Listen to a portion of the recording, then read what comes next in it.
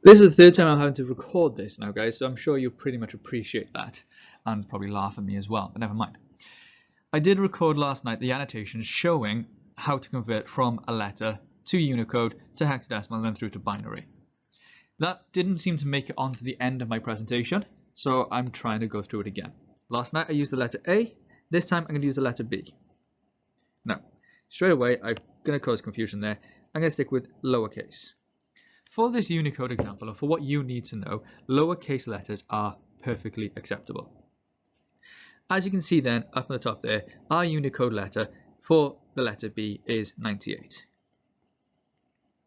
If I was to take that 98 and convert it from Unicode, which is stored in a decimal number, to a hexadecimal value, it would be a bit difficult.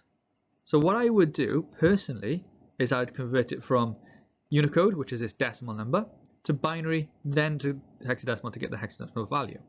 So I'd put in my 128, my 64, 32,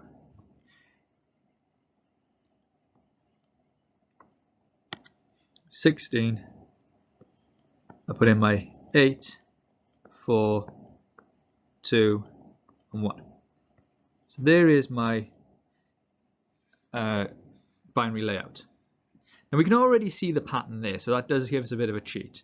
But nonetheless, if I go through, if I was going to turn 98 into binary, I'd see, do I need any 128? So I'm going to say no. Do I need any 64s? Well, yes, realistically I do. Can I twin that with anything? Because you know I prefer to twin things. And looking across the line, not really no. So I'm going to go onto there. I'm going to say, put that into place. So instead then, I'm going to go 98 minus 64. That's going to give me 34 left over. So I'm going to need a 32. So minus 32 from 34. That gives me no 16s, no 8s, no 4s, 1, 1, and no 0. 1, 2, sorry, and no 1s. And as you can see, that pattern there, if I just quickly swap to the highlighter, that pattern there perfectly matches that pattern there, unsurprisingly. I then break that down into its 4 nibble sections. So we got our 1, 2, 3, 4, and then our 4 as our separate patterns.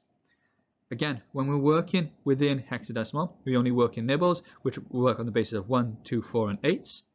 As you can see here then, so we have our 2 for this element, so that would be the 2 there. On this one, we'd have, that would then become, instead of 16, that would become,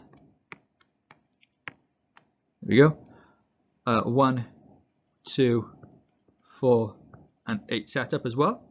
We've got a 2 and a 4. When added together gives us our 6, gives us our 6, 2 there, which represents 6, 2 here. When storing it as a Unicode code, it would be a 0x0062, showing that it's the Latin equivalent for 62, so that gives us our B letter. Hopefully, that should give you a bit more of a clarification on how my table here works and allow you to try and get that working for yourselves. If the annotations aren't showing or it's not clear, please email me.